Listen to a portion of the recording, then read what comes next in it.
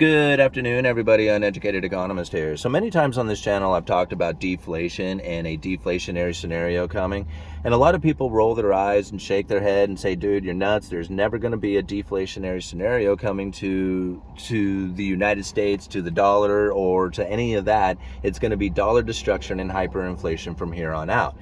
Now, I work in the retail industry and I sell lumber for a living. I have kept my eye on the lumber industry as close as just about anybody can.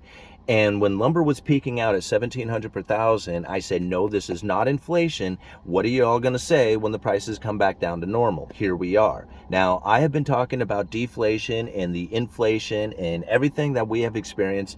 And I feel that my theories have been fairly accurate on what we are experiencing because deflation is definitely coming. Now, I'm going to pick on one particular product that I had, some really close experience with, and that was fiber cement siding. Now, there's a lot of companies out there who produce fiber cement siding, but there's only a couple of them that are really popular out there. I'm not going to name names. I'm just going to talk the story. Now, during the pandemic, there was a massive shortage of just about everything out there, including fiber cement siding from just about all the companies out there.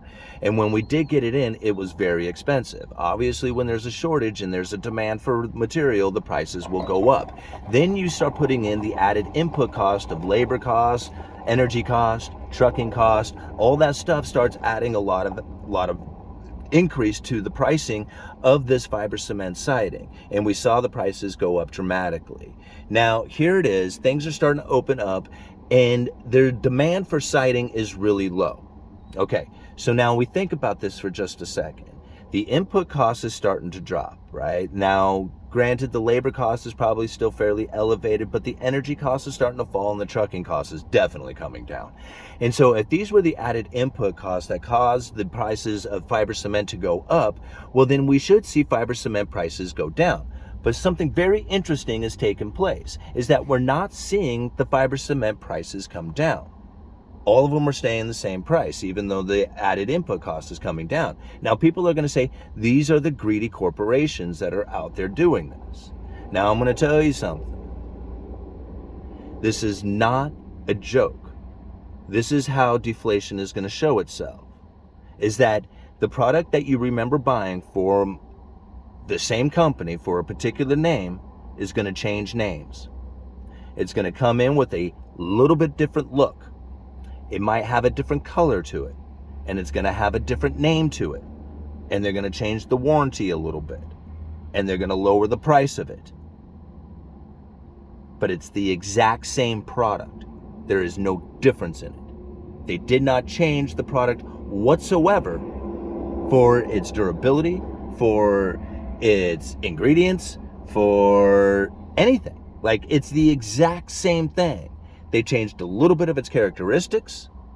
They changed a little bit of the verbiage on its warranty, and they're charging a lesser price. So now it's competitive to a high-priced fiber cement that has all the added input cost to it. And they have a second product. So once the added input cost of the higher product, the previous ones that they were producing, is gone out of the system, the new product will be the norm.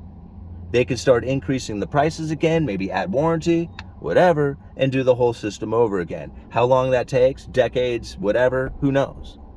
But this is what's happening right now. And so here in the future, probably once you start finding that the housing market starts, the new construction market starts to pick up again, you're probably going to start finding that the old products, the old added input cost, expensive stuff will be depleted out of most of the retail yards, and the new cheaper stuff will start finding its way in, the competition. Now, this is what's funny about it, is that you're going to find most likely people saying that this is a cheaper product, that this is a lesser quality product, or something of that nature.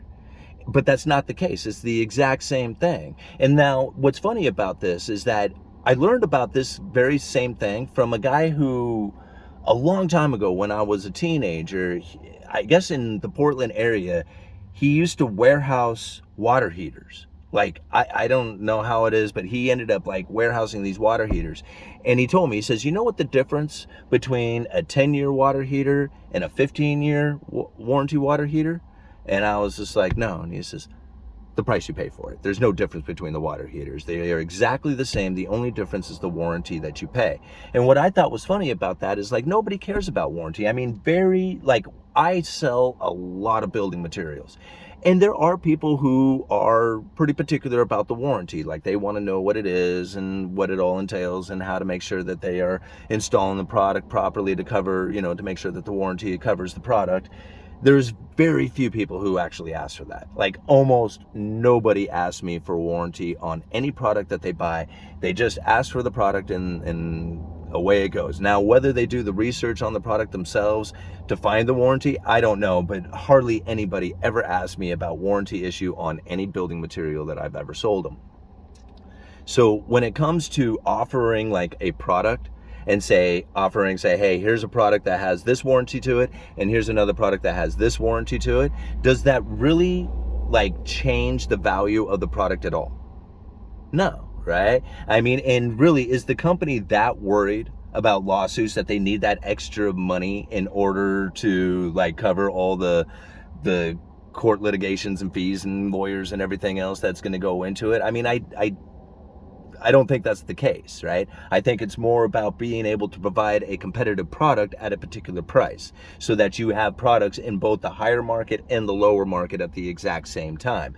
People are going to think about it being a better product, a higher warranty, and a superior, item that they're purchasing, but it's not. It's the exact same thing, just with the different vocabulary that's attached to it. We're going to find these things starting to happen with a lot of stuff. Like you can't really change a 2x4, right? Like you can't change it. You can't, it's just what it is. It's a 2x4. It's made out of a particular species of wood.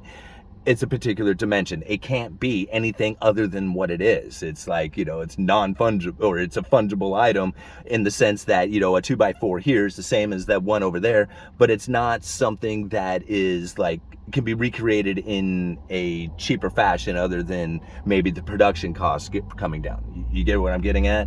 But when it comes to, doing things like fiber cement, it's almost the same thing, but if you change what people's perception is of it, well, then you can change the price, right? But you can't change somebody's perception of a 2x4. I mean, you can, hey, I got a premium 2x4, but really you're just like getting a higher quality 2x4, right?